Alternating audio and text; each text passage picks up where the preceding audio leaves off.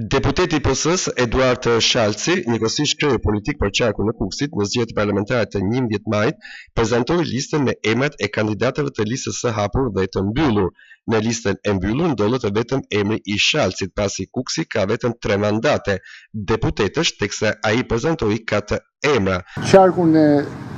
Kukësit, listën e qarkut të Kukësit do ta kryesoj unë, si kundërjeni ndimi, Eduard Shalci, ndërkohë që Ali Hallaçi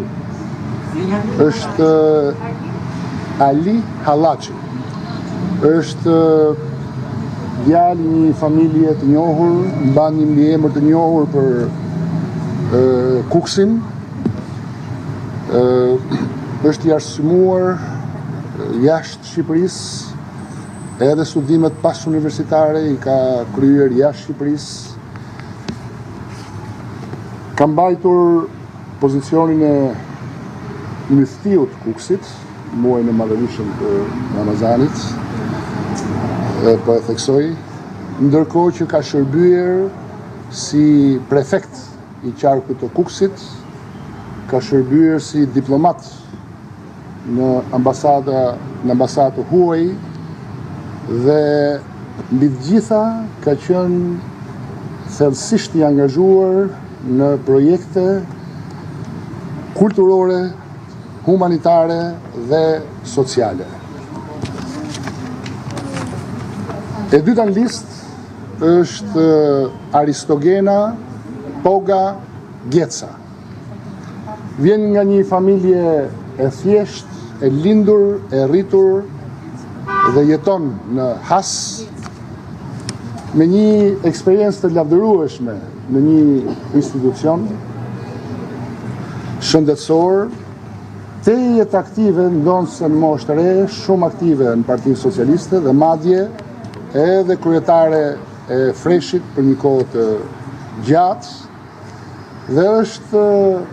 e përzgjedhur nga platforma deputeti që duan. Dhe kandidati i tretë për qarkun e Kukësit është një ish deputet në legislaturën 2013-2017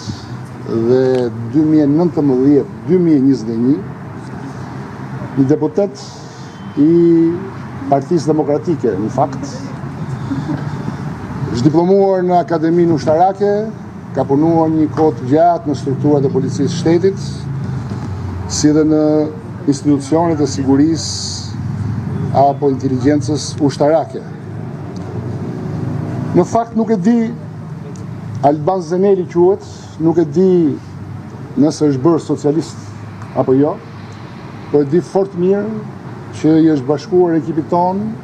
sepse beson që Partia Socialiste dhe Edi Rama në fakt do të fitojë një mandat të tretë, por edhe në katërt,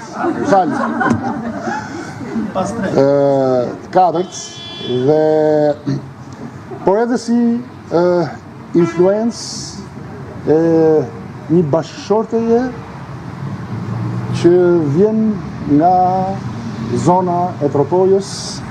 dhe nga një familje e nderuar e Tropojës.